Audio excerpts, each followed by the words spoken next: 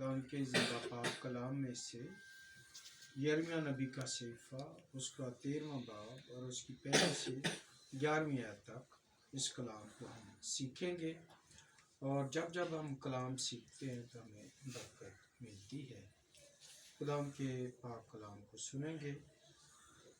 यिर्मयाह नबी का सहीफ़ा उसका 13वां बाब पहली से 11वीं आयत तक। खुदा ने मुझे यूँ फरमाया कि तू जाकर अपने लिए एक कतानी कमरबंद खरीद ले और अपनी कमर पर बांध और उसे पानी में मत बहो। सो मैंने खुदा के कलाम के मुआफिक एक कमरबंद खरीद लिया और अपनी कमर पर बांधा। खुदा के पाक कलाम के पढ़े और सुने जाने पर खुदा की खास बरकत हो। मेरे अजीज़ों, ये यिर्मयाह नबी से खुदा ने कलाम किया है और उसको कलाम मिला है कि तू एक कमरबंद खरीद ले और उसको अपनी कमर पर बांध।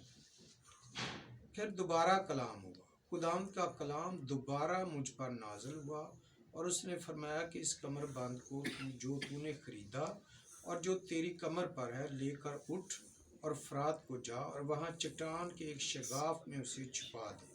चुनाचे मैं गया और उसे फरात के किनारे छुपा दिया जैसा खुदा ने मुझे फरमाया था। ये दूसरी बार कलाम हुआ तो खुदा के बंदा यिर्मयाह नबी ने उस कमरबंद को शगाफ के अंदर रख दिया और ये रखने के बाद फिर खुदा ने कलाम किया।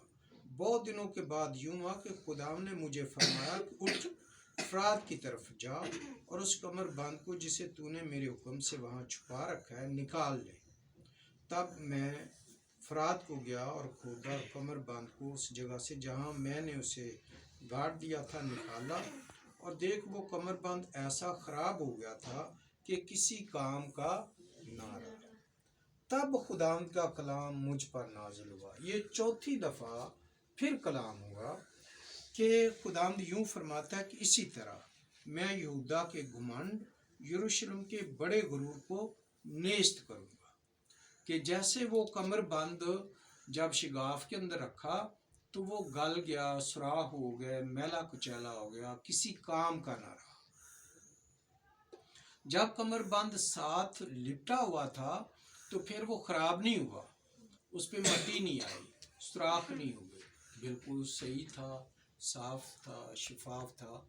इसी तरह जब आप खुदा के साथ लिपटे रहेंगे, जब आप यीशु मसीह के साथ लिपटे रहेंगे तो आपकी ज़िंदगी में गुनाह नहीं आएगा, आपकी ज़िंदगी में बदी नहीं आएगी, आपकी ज़िंदगी में बुराई नहीं आएगी।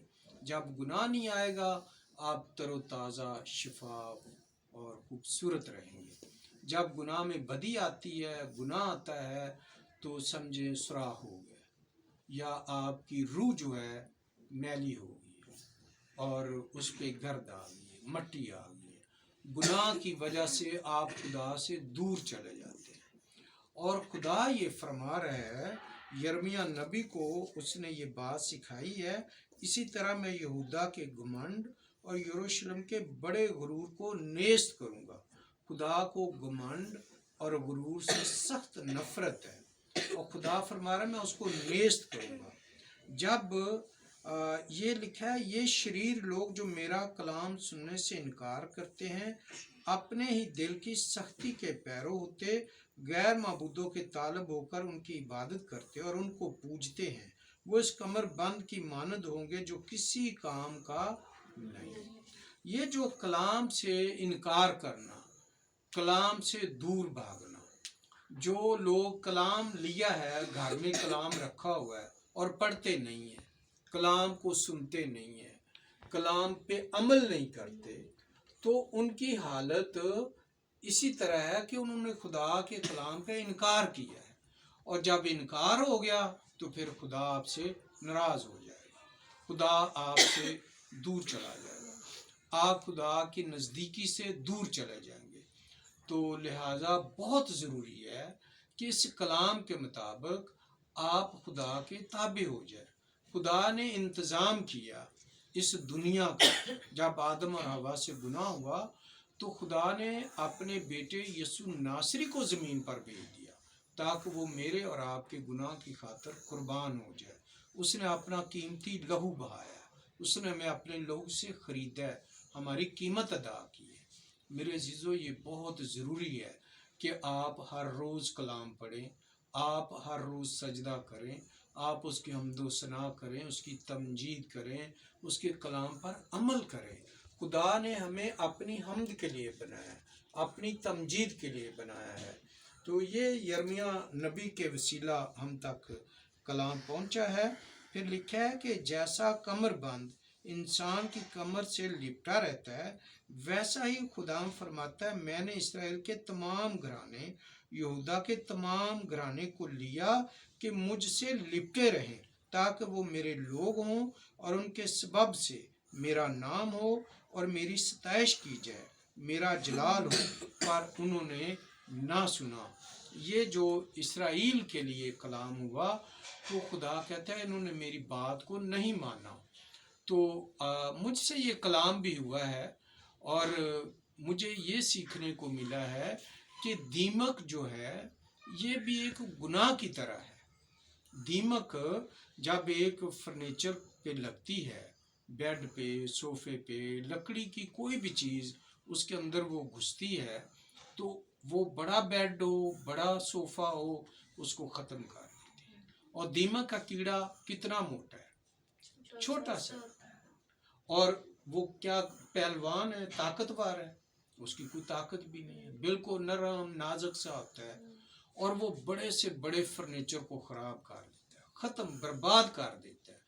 گناہ چھوٹے سے چھوٹا سا گناہ جو ہے وہ جب زندگی میں آتا ہے تو وہ اس دیمک کی طرح ہے، وہ زندگی کو تباہ کر دیتا ہے، روح کو برباد کر دیتا ہے، اور گناہ کو اپنی زندگی میں نہیں آنے دینا۔ آپ کے پاس ایک بڑا ہی خوبصورت ہتھیار ہے، یسوع مسیح کا لہو ہے۔ آپ توبہ کریں۔ یسوع مسیح فرماتا ہے توبہ کرو کیونکہ آسمان کی بادشاہی نزدیک آ گئی۔ آپ کے پاس یہ بہت بڑا ہتھیار ہے، آپ توبہ کریں، یسوع مسیح کا لہو اپنے اوپر لیں، اور پھر اس نے مجھے اور آپ کو ہمارا حقیقی مددگار روح القدس ہمارے درمیان بھیج دی ہے۔ روح القدس ہمارا استاد ہے۔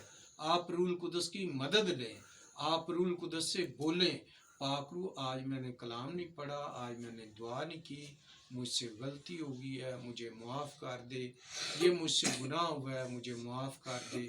خداوند یسوع تو میرے ساتھ ہو، مجھے اپنے جلال میں چھپا، مجھے اپنی آگ میں چھپا۔ آپ کی زندگی جو ہے اس کلام کے اندر ہے۔ جب آپ کلام پہ عمل کریں گے، کلام کو اپنے اندر لیں گے اور گناہ نہیں کریں گے تو آپ بچے رہیں گے، ورنہ گناہ دیمک کی طرح زندگی میں آئے گا اور زندگی کو برباد کر دے گا۔ خداوند اس کلام کے وسیلہ ہم سب کو خداوند بڑی برکت دے، اس کلام کے وسیلہ خداوند امی کو شفا دے، زندگی دے، آپ کو برکت دے۔ God bless you. خداوند آپ سب کے ساتھ ہو۔